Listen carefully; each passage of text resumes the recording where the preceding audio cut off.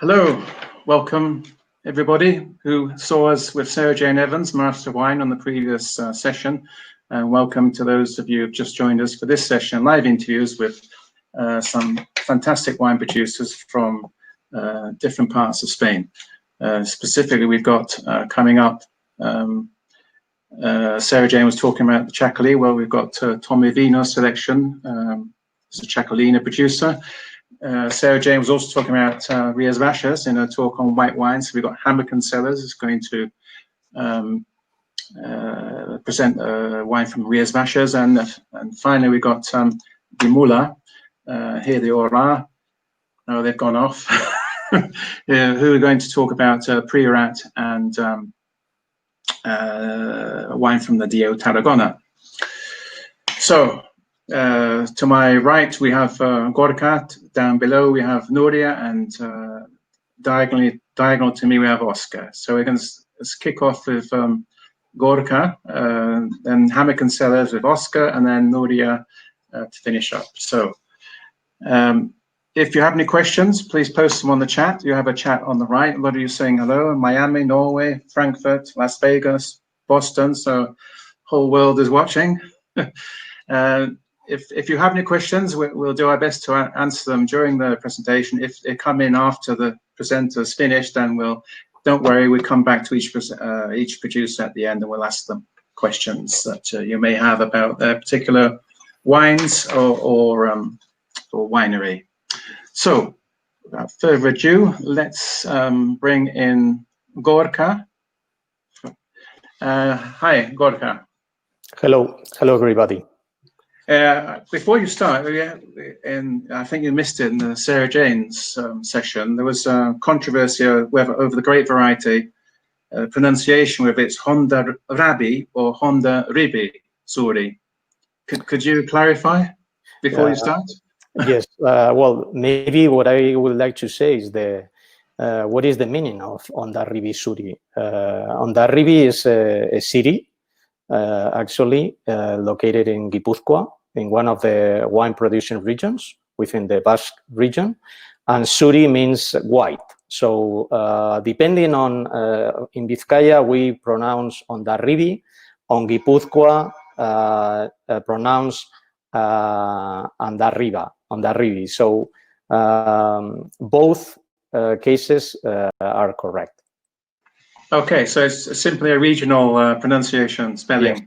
Yes. Okay, brilliant. I hope Sarah Jane's watching in, or at least watching the replay. Okay, Gorka, you've got some fantastic wines, white wines, to tell us about. So perhaps you could tell a little bit about the philosophy, the terroir, and of course present the two wines you have for us. Yes. I would like. Do I have access to these support slides so I can show a couple of things to the audience? You want to start them now? Yeah. Well, if I have, if I do have access, I can, change or Okay. So what I will be doing in these 10 minutes, it would be basically taking you through some basic information about the DO, because I understand this DO is fairly new for many of you. And then I will be focusing on some specific information, as Anthony was saying, about the terroir, about how we produce the wine, and finally give you a snapshot of the two wines we produce in Virgen de Lorea, which is the winery that belongs to the DO. Well, first of all, the initial reference that we have for Txakoli goes back to the 9th century and develops a lot along the St. Charles Way. This is the Basque route, is one of the many routes you can find in Spain that take you to Santiago de Compostela. The word Txakoli has been identified two meanings. On one side, means etxerako lain. This is the Basque language, and basically means enough for home, or in other places you will find something that relates to made at home. Has been for many centuries a wine that was cultivated and consumed in the traditional places in the Basque region. I want you to locate yourself, just in case you don't haven't visited Spain. So here we are on the northern part of Spain. The key city of the region is Bilbao, and the main landmark that you might probably know is the Guggenheim Museum.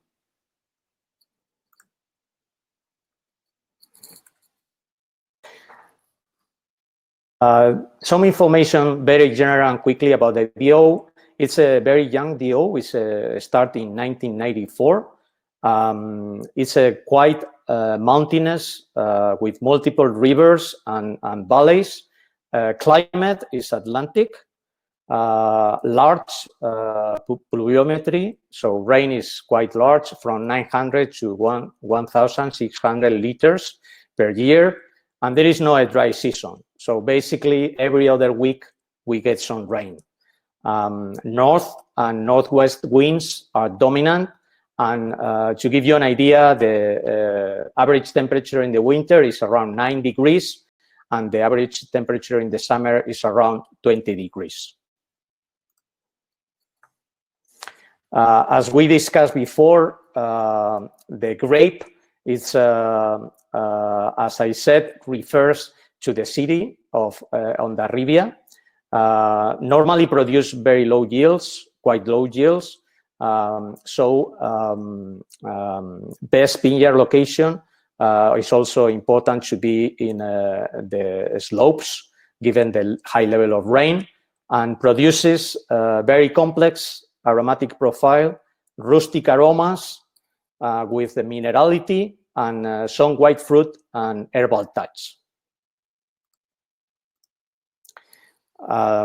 Here you can see the estate, Virgen de Lorea. Start producing wines here in the 17th century. Of course, we all were affected in Spain by phylloxera, and also in this area we were also affected. Production almost disappeared, and in the 80s restart. Two entrepreneurs, in this case Cosme Vivanco and Manu Calera, developed the project, and the location, the specific location, is 16 kilometers from Bilbao, and is in the southern slopes of Ocharanzaya in the Encartaciones region in Bizkaia, as I mentioned, in one of the areas of the Basque country. We have 22 hectares in a single vineyard, producing around 150,000 bottles, and this represents around 10% of the whole DO. Just as something relevant, we have the largest vineyard in the world in a single estate producing Txakoli wines. Of course, this guarantees quality and consistency across different vintages. Here you can see another picture of the whole estate. Any distance from any place in the vineyard is around, a few minutes. So this is also very important to keep quality. Here you can see a picture of the two products. The soil is not very deep. It's slightly acidic, clay texture, and some limestone rock. So this provides a high complexity to the wine. We use a trellis system mainly in the vineyard. Harvest is normally in October, but now with global warming, it's getting a little bit earlier. The grapes are hand-picked in small boxes, 12-kilo boxes, and we do a manual selection at the winery. Thereafter, alcoholic fermentation at a controlled temperature, so the de-steamed grapes first macerate and then ferment at a controlled temperature. The focus in the winery is to minimize intervention in order to preserve flavors and aromas.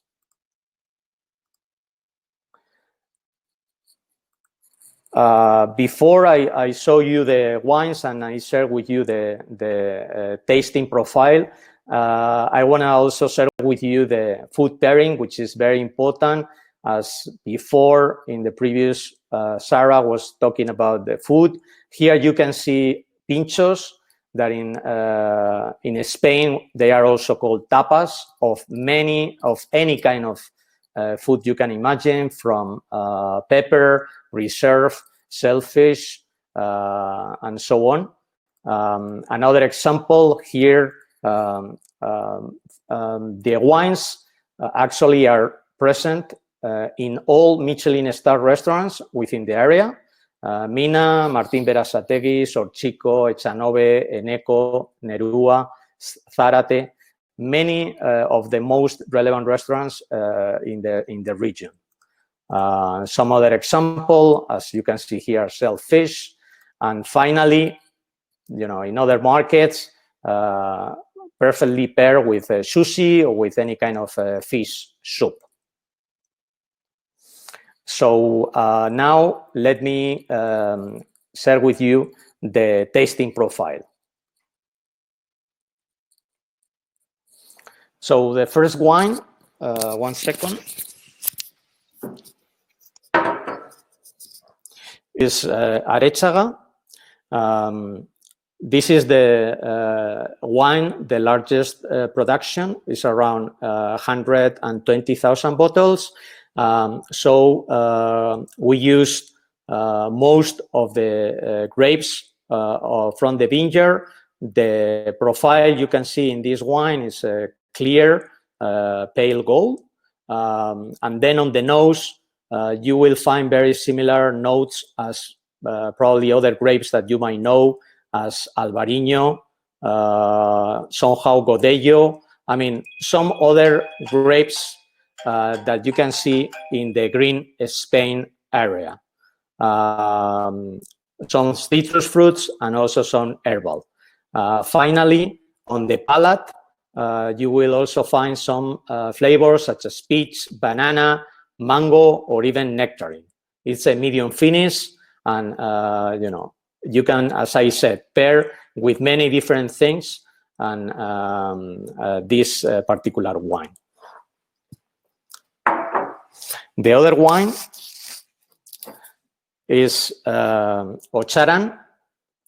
The difference between these two wines basically is from the best plots within the vineyard and with the best grapes, only free running must, we produce Ocharan. As I said, only 25,000 bottles.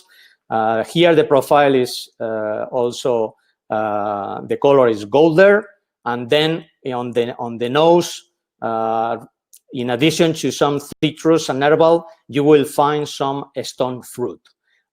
This is because we keep a few months the wine in their own lias before we bottle. On the palate, also you will find some tropical fruit such as lychee, mango, or even passion fruit, and of course with a very long finish. Thank you very much. Okay, great. That was very clear and concise. I think we have a video that we can see the estate. Question in though, before we do have a look, are there red wines in Bizkaia or other Basque regions? Yes, in the VO there are red wines, but about 99% of the production is focused on white wines. Okay, so let's have a look at the video. If we just turn our mic off a moment, and so we don't get any interference, and we'll be back right with you. Here we go.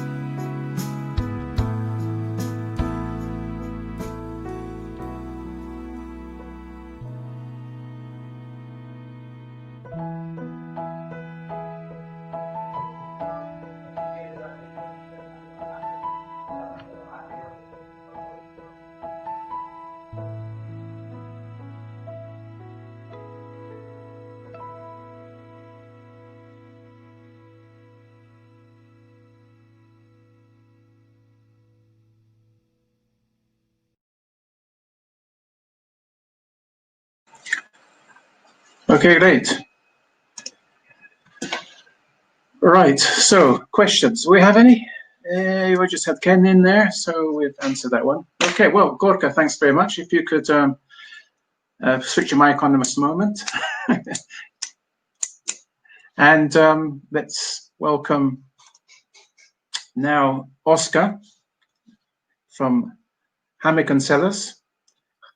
There we go. Welcome, Oscar. Thank you, Anthony. We had Sarah Jane Evans just before this session talking about whites of Spain. Of course, Rias Baixas came up, so we're glad that there is a wine in the program from the Rias Baixas. And here on the grapevine, you've a lot of interest from the UK to talk to you sometime afterwards of the program. So pass that detail on to you. So if you could tell us a little bit about Hammeken Cellars, philosophy, what you're doing, and the whole project. Yeah, sure. Well, the first thing is to thank you for this invitation, for this opportunity. And I want to welcome everyone from all around the world. My name is Oscar Belocchi. It was really interesting to listen to Gorka because I am also Basque from San Sebastian. So it's nice to hear this local famous wine. And I am sales manager of Hammeken Cellars. It's also a Spanish producer. Hammeken is much modern. The company was founded in 1996 by Nicolas Hammeken, and we are a modern and innovative producer of Spanish wine. Our main idea was to take out these two traditional wines and apply much modern techniques and modern winemaking. So, as I said, the company started in 1996, and since then we have been producing wines in different appellations. We started in the Mediterranean area, in Murcia, producing mainly Monastrell wines. In 2001, we launched our successful brand Mongo, which is still in production. And since then, many other successful brands came on board, and the variety of wines and our portfolio has started to grow and grow. This has been possible because of the people involved in the company. For instance, there are 6 winemakers living and working in different areas and taking care of all our production. As I said, in this moment, we are producing in 15 appellations. So we cover a large variety of different grape varieties, different styles, obviously, and prices. So we can cover all consumers segment. In this moment, we are established in 35 countries, but due to our large portfolio, we have still many opportunities to grow in different markets. And the main philosophy in our wines is taking advantage of the local variety in each area and giving a modern approach. So today we will be traveling to 2 appellations in Spain, Rias Baixas, in the northwest part, in Galicia, and we will go to Jumilia appellation in the region of Murcia, in the Mediterranean. So I will start with the first white, which is called Gotas de Mar Albariño. Albariño is the grape variety, and Gotas de Mar, Drops of the Sea, is the brand. Let me show you the bottle. Okay, this is the blue bottle. It's an Albariño 100% wine. Let me mention that Albariño is a unique white variety mainly produced in Spain, in Galicia appellation, in Galicia region. We can also find this grape variety in Portugal, in the north. But apart from that, there is no production of Albariño in the rest of the world. So we are talking of a very unique white variety. So the terroir, the uniqueness of this this grape is very, very interesting. Talking about the region, Galicia is a very, very humid region in Spain. The rainfall every year is around 1,600 millimeters, which is a lot. So this, along with the breeze of the Atlantic Ocean, influences very much in this wine. So the first thing that you see when you look at the bottle is that reminds of the Atlantic Ocean. No, it reminds the breeze of the sea, which is so important in this wine. The soil is also very interesting. It has a minerality very unique. It's a soil of granite and slate, so very, very unique. And the production of the wine is not very high. You need to understand that Rias Baixas is a small appellation. So our total production, for you to know, is around 50,000 bottles of this specific wine. Talking about the wine itself, we could say that it has a pale color, lemon pale color, and very fruity. It's a very, very fruity wine. We could talk about apple, about pear. Also, it reminds of a stony fruit like apricot, like peach. In mouth, it's a medium body wine with a high acidity. The acidity in the wine is very, very important. It's a fresh wine. The history says that the monks that came from Germany to make the road of Santiago brought the Riesling vines to Galicia. So it reminds to the Riesling. For you to compare to any other variety, we could say that it's similar to the Riesling in terms of this nice acidity. In mouth, as I was saying, is a medium body, very fresh. The acidity is so important, but also the important in this wine is also to get a good balance. So in order to do that, we produce the wine in the most internal sub-area of Rias Baixas, in Condado de Tea. It's a more warmer area in Galicia, so we can ensure that the vines receive a nice quantity of sun. Well, I also want to mention that the wine has received many awards in most of the most important contests, like Bacchus, like Baco, Guía Peñín, the contest Albariños al Mundo as well. So we are talking about a medium-high quality wine, but with a very affordable price. So this would be more or less a short presentation about the wine. Again, let me show you. Okay. Just to mention that Gotas de Mar is a range of 4 wines, Atlantic wines. We could say that the Atlantic white wines are the most trendy whites in Spain in this moment. Albariño is a very, very trendy and fashionable wine nowadays. Okay, so after presenting the Albariño, I will move to the Mediterranean, to the Murcia region, to introduce you our second wine, which is called Creencia con Juventud. Let me show you the wine. Creencia means belief, because we believe in the power of the Monastrell. This wine is out of Monastrell 100%. Maybe some of you knows this grape variety as a Mourvedre.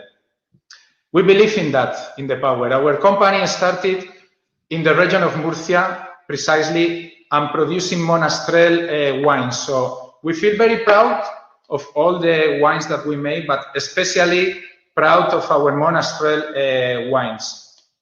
Creencia is also a range of 3 wines, and here we are presenting the youngest wine. Creencia with youth, 2018 vintage, 100% Monastrell, as I was saying. let me talk a bit about the region appellation, the Jumilia appellation, and the region area, the region of Murcia, which is very interesting. Here we are in a very, very desert area. The rainfall every year is only 300 millimeters, which is ridiculous. It's very, very low. It's a semi-desertic area, and the vines are ungrafted. So we can say that the phylloxera didn't destroy all the vineyards because of this reason, that there is a semi-desertic area and the diseases couldn't attack the vines. In order to share the low humidity, the vines are planted every 5 meters. This produces one of the lowest yield in the world. We are talking about a production per hectare of only 1,500 kilos, which is totally ridiculous. But on the contrary, the wines that we get are amazing, super concentrated, powerful wines. Monastrell usually produces full body wines with deep color, powerful taste.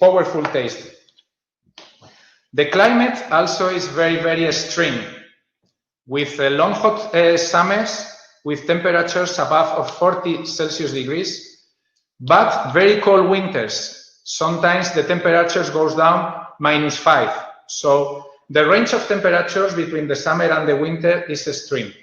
This makes the vines suffer a lot. And when the vines suffer, we get good wines. So talking about the wine, here we have a 6 months aging barrel, Monastrell, in French barrel. In nose, here we have dark fruit. It reminds to plants, blueberry, mature cherries. We are talking about dry figs. We are talking about dry tomato, rosemary, hints of tobacco. So all that. Coming also for the aging in barrel. And in mouth, we have a full body wine, very, very deep color. It's a profound color. The Monastrell usually produces very tannin wines, but in this case, and due to the age in barrel and the good quality of the barrels, is very, very smooth in mouth. So we have a very round wine and very, very soft. The secret also is to make the harvest a bit late than usual. Usually the reds are harvested in September, but with the Monastrell we usually make the pickup, the harvest in October or sometimes even in November, so that the grapes are very well mature.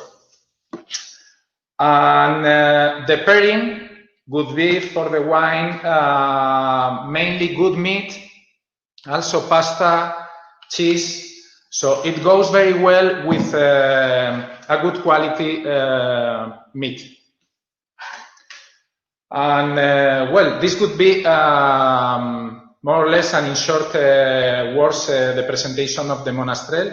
Also part of the family Croencia with 2 other members of the family. And I hope that you like this small trip around Spain. And if you have any question, thank you, Oscar. Thank you. Very informative as well. Just incidentally, we had the DO Jumilia on the program, Spanish Wine Week. People who missed that, I'm going to put the link up so you could watch that at the leisure. There we go. And Nelson, who I believe is a Brazilian name, says that there's Alvarino production in South Brazil and in Uruguay. Well, I didn't know that, to be honest. Took it from Portugal. So good to know.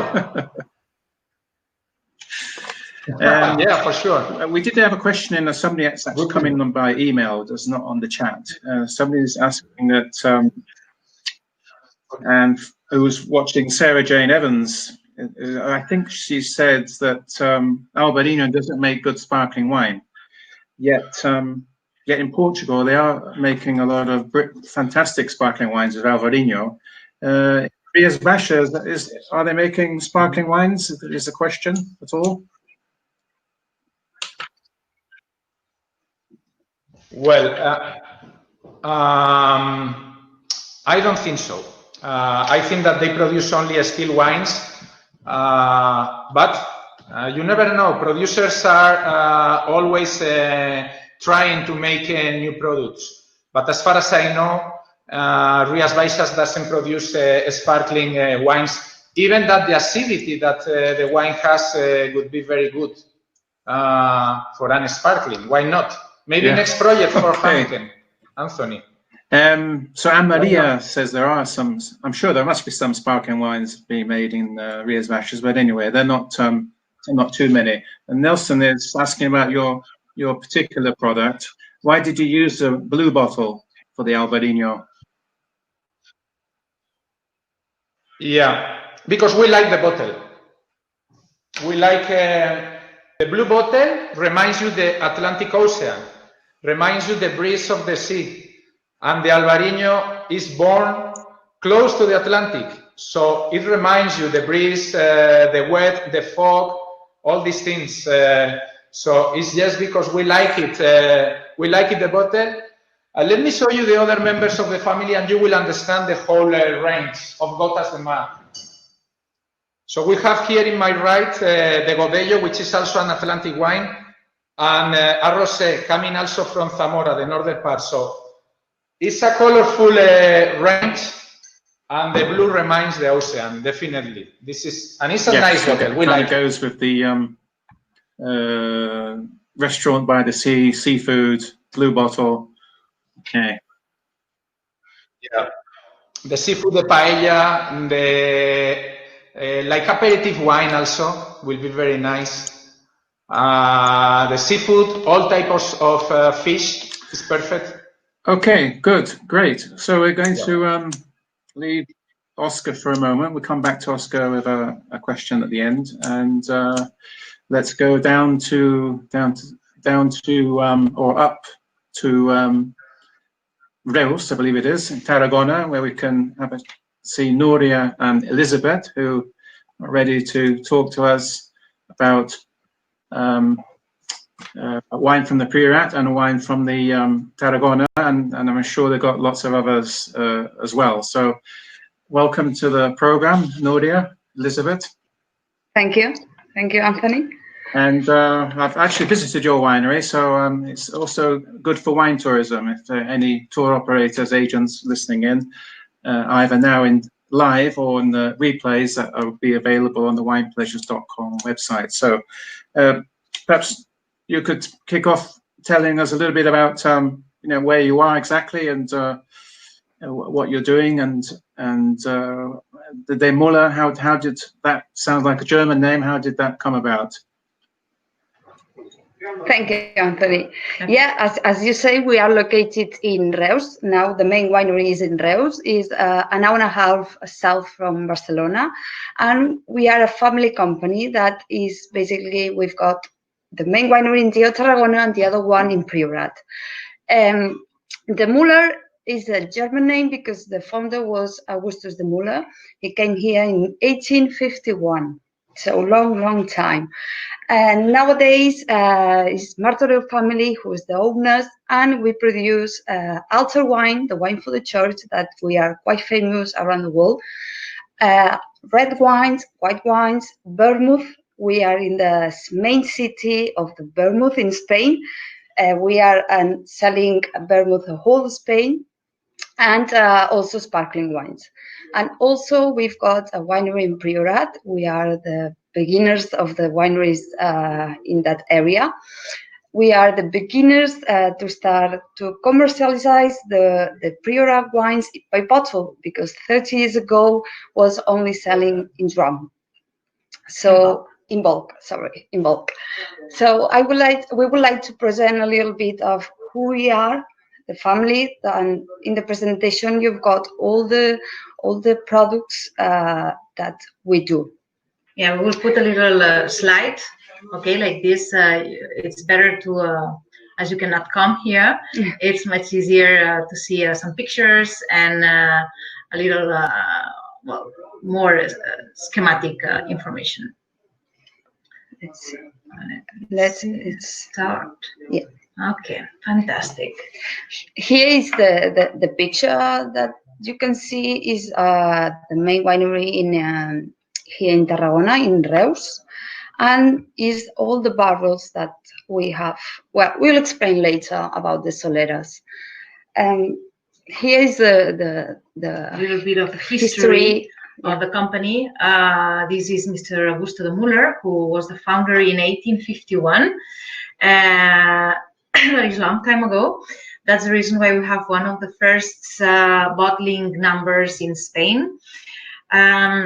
It's a company with a lot of history, and which I really recommend you to go to the webpage and take a look on it, because it's very interesting. We have long history, and basically there's a lot of history with the producer of sparkling wines, because Mr. de Muller was the son of his mom was Ruinart de Brimont, from the family Ruinart, who was making was beginning with the champagne, and his father was the inventor of the pupitres. So as you can see, a lot of history with the Muller. And as Elizabeth said, we have two wineries. We have, in 1994, the company was bought by the family Martorell, which is the actual owner of the company, and they moved the central winery that was in Tarragona. They moved it to Reus, where we have a chateau, which is named Mas de Valls. Here in Catalonia, we don't have so many Masias declared. This is one of them. It's the one you can see in all the labels, and there's a lot of history there too, because it was the house of Mr. Cristobal Columbus. And everything, you can see it in the webpage. It's very interesting. So we have the one in Mas de Valls, and the other one we have it in Priorat, because as you may know, Priorat, it's the denomination of origin qualified, so it needs to be done and bottled in place. So we have another one in Priorat in Mas les Puces. This is the winery we have here in Tarragona, in Reus, Mas de Valls, and you can see in the center, you can see the Masia, where Cristobal Columbus was living in, and it's surrounded by 200 hectares of different kind of vineyards, completely owned vineyards. We make lots of different kind of wines. Between them, there's the Solimar range, which is our basic one. It's very nice quality priced, and as you can see, the label looks very much attractive too, but I cannot present all of them. Anthony only leaves me explain too, so just a fast going on them. So, and here it's the monovarietal. It's the new presentation. We just got the new labels on them. We have a Chardonnay 100%, a Muscat, a Shiraz, a Cabernet, and a Merlot. Whoever who would like to know a little bit more about them, you can ask for an appointment with us, and we will be more than pleased to explain about them and give you the price lists and everything. And this is the Porporas. It's our most high quality wine in Tarragona. It was something with a lot of, was a little bit afraid to do it, because Tarragona is not a denomination of origin that is very famous, but we wanted to do our best of our bests. It's a selection of the best barrels from Shiraz, Cabernet, and Merlot. Here, is the Priorat winery. We've got around 40 hectares of our own vineyards, but always with family company. So we produce here 3 wines, 2 Crianza and 1 Reserva, and now is one that we would like to present. There is this Legitime. Yep. This one is basically made with Garnacha, Merlot, and Shiraz. Is the Legitime. Legitime basically means beginning. We were the beginning, as commented, to start to commercialize by bottle. Yeah, it was a name that it was more the people was giving to us. At the beginning, it was just the crianza Priorat from the Muller, but the people, after a while, a lot of wineries came to Priorat to make wine, and in order to differentiate from the other wineries, they were saying to this wine, the legitimate wine, no? The authentic one, the beginner one, no? And with that, it was the name that it left to the wine. As you can see in the picture before, yeah, you can see the terroir of the Priorat. Priorat is a very amazing denomination of origin because it has a very special soil and a very special microclimate. It's on the mountain, so it's very, very, very hard to cultivate, and that makes that the prices of the wine from Priorat, they are very expensive because they are very expensive to cultivate and to make wines. It's up in the mountains, and we need to make like small terraces in order to be able to cultivate the vineyards. And the soil is like these black stones here, named licorella, what gives the taste to the Priorat and makes this special mineral taste that gives to the wine from Priorat. It's the problem over there is that there's almost never rains. It's always very, very hot, and in winter it's very, very cold. In summer it's very, very hot during the day, and at night it's cold, and this makes that the vineyard suffers very much. The grapes are not so big or so plenty of grape juice. They are very, very concentrated in sugar. When it rains, what it makes is that the water goes underneath between the stones, and the vineyards needs to have very long and deep roots to the mountain to look for the water. And this is what makes that the production per vine, it's one of the lowest in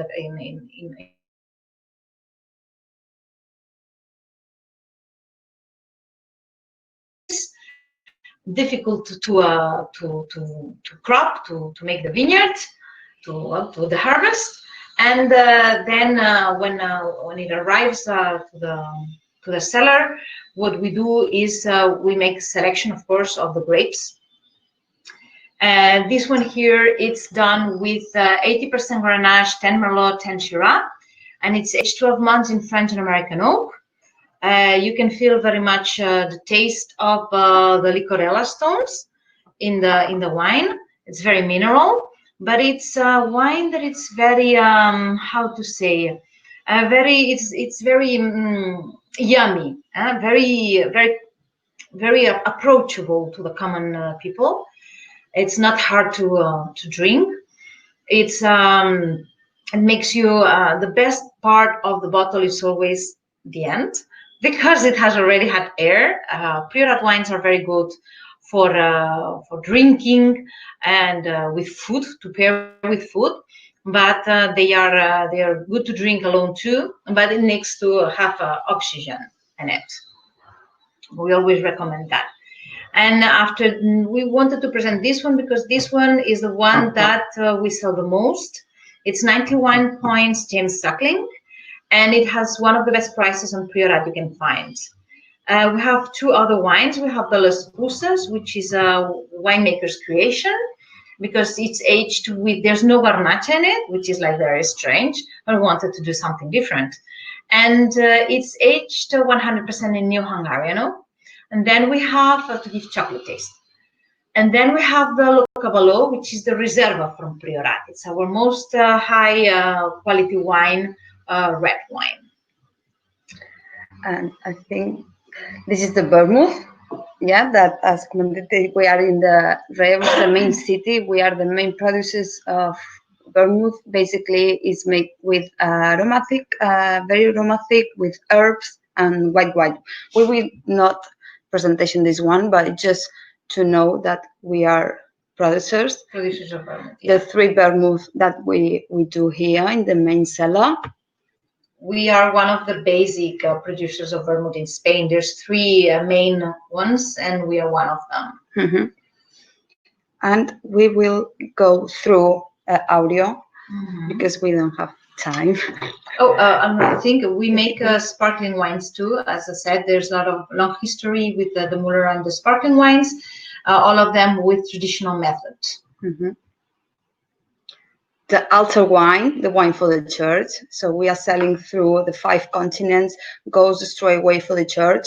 Yeah, every time we do exportation, it's nice to explain, because every time we do exportation, we are going to Archbishop here in Tarragona, and they sign, they prove that this wine is go straight away for the church. Yeah, and in fact, it's the wine while we are very well known all around the world. In fact, if you put in Google altar wine, we are one of the first matches without paying. And the last one that we would like to present is the Solera. This is basically our baby here, all the Soleras. This is a Solera from 1954. Is the youngest Solera that we have. The oldest one is from 1851. From the foundation of the company. Yes. This one, 1954, is made with garnachas. It's a liquor wine. So it's a Solera. That means that we take from the barrel. First time was filling up was in 1954. First time, and never get empty anymore. So we take 1/3 part of the barrel, we bottle and we refill again. So that means all the models from 1954 are inside. It's an amazing liquor wine, like goes very, very well, like dessert wine, or even for aperitif. Or with cheese, for example. Or something that we like very much for the people who smoke cigars. Mm-hmm. It's a fantastic wine to go with cigars. If you don't want to get drunk with whiskey, which is very nice too, but for people who want something different, this pairs very well with cigars. And it's a very awarded wine. It's 94 points, Robert Parker, and the price is something amazing. When people see the price for a wine that is a Solera wine from 1954 with 94 points Robert Parker, they are really, really amazed. Thank you very much. Thank you. If you have any questions, or just let us know. Right. Okay. So if you could take off the screen share first, and we'll have a look at the questions. Okay. Let me see, because we are not very good on it. Okay. Stop. Stop slide. Okay. Fantastic. Yeah. I see that somebody asked if in which village we are.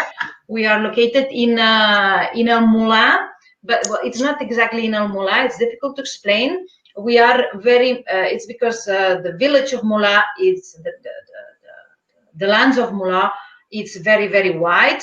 Almula is a denomination of origin Monsan, but it's so big that we are much more next to Bellmunt. It's 2 or 3 minutes by car to Bellmunt, the Priorat, and very much far away from Almula, but the lands are part of this village. But we would say that it's more from Bellmunt the Priorat. Okay, and somebody's asking about prices. So if you just let me explain about how to contact all the fantastic producers today. Let me just share my screen a moment so we can go to the Wine Pleasures website. Here we go. Here we are. And you can see that. Yep. Okay. So you've got the program where you signed up today. And here you've got the 3 wineries at the moment. We're at the 3:15 to 3:15, and we're currently with de Muller. So if we want a meeting, we can look into their profile here. Is the 2 wines they presented, and you just put in there, say who you are. I'm a wine retailer interested in 500 pallets. And your meeting request here. Okay, and the same for the other producers. Hammeken, we just had Oscar there, and Tomevinos. So you can go into their profile and and request a meeting. And there you can ask about the prices, because so we understand prices are negotiable. Yeah, because Daria is asking for the price for Tarragona. I think that the best is that you should ask a meeting, and like this we can talk a little bit about it. Okay, and also to help you, everybody watching, we have going to put up PDF where you can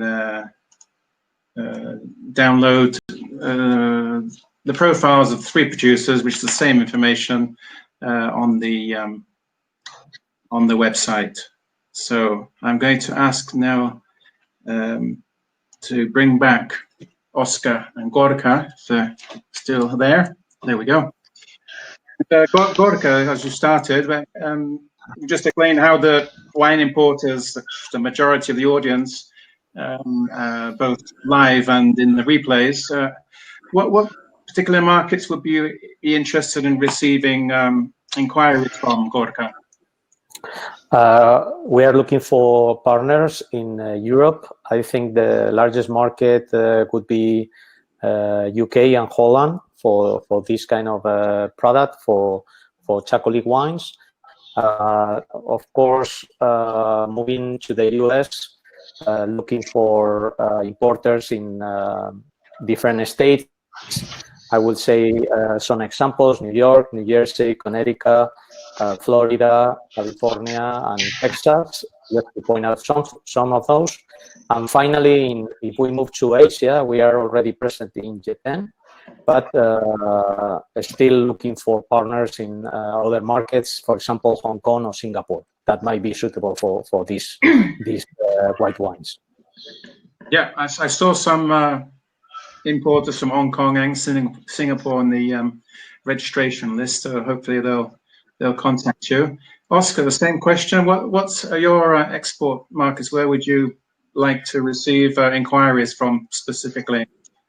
Yeah, well, I mentioned in my speak that we are exporting to 35 markets, but we still have many possibilities to grow in all the world, I would say. So we are very interested in growing in Germany, in UK, in the Eastern countries, in Poland, Russia, but also China, Korea. In Asia, we are very, very interested.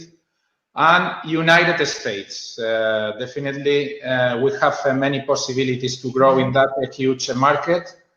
So those people from those countries are very welcome to contact and to get more information. Okay, great. And I know there are Koreans and plenty from the US tuned in now, and of course everybody gets to see the replays. And so back down to Tarragona, Reus, with Nuria and Elizabeth. You seem to have the world under control, but are there any export markets you particularly like to receive inquiries from? Well, as you may have seen, we have lots of different wines, a lot of products.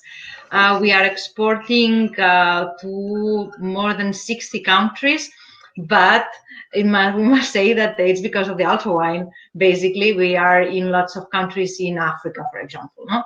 And we always are open to all the countries. We are looking importers, sorry, in all the countries, because as I said, we have a lot of different kind of products.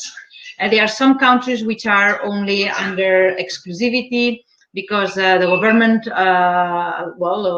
it's kind of difficult to work with, and which are the monopoly countries. These ones we are already covered in Sweden and in Norway. Norway, Mario is our importer, which is among the attendees list, and all the rest we are open, because as we said, we have a lot of different kind of wines. We can find the correct wine, and we always work on an exclusive basis per label. So if you work with one label and one brand or one wine in one country, we will respect it. But as I said, we have different brands and different labels. So it's something always we can find the way to cooperate together. So you are more than welcome to ask us for appointment, and we will try to attend you the best as we can. Thank you. Okay, great. And of course, with no trade fairs happening at the moment, this method, although not the best, is by far the best thing to keep in contact with producers and wine importers. So do send in a request. Do have a chat with the producers about any thing they've said about their production and the fantastic wines they present today. So just thank you again to Gorka, to Oscar, to Nuria and Elizabeth for being in the program. Thank everybody in the audience that are attended the live session, this one, and all of those of you watching this replay. You can still tune in to the website and get in touch with these fantastic producers. So that's the end of session 2. Next up, we have the DO Cava is going to talk about not only their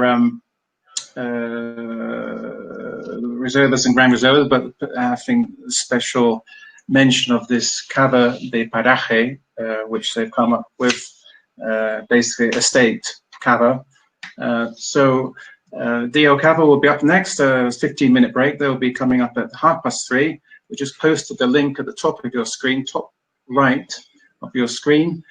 Click on there to get access to the next session. It's free, and for a very informative talk from the designation of origin, Cava, which is an unusual one because it's not geographically limited to one specific place. So thank you again to our producers for participating. Thank you for watching now or in the future, and we hope to see you on the next session. Bye for now. Bye-bye. Thank you. Bye-bye. Thank you. Bye.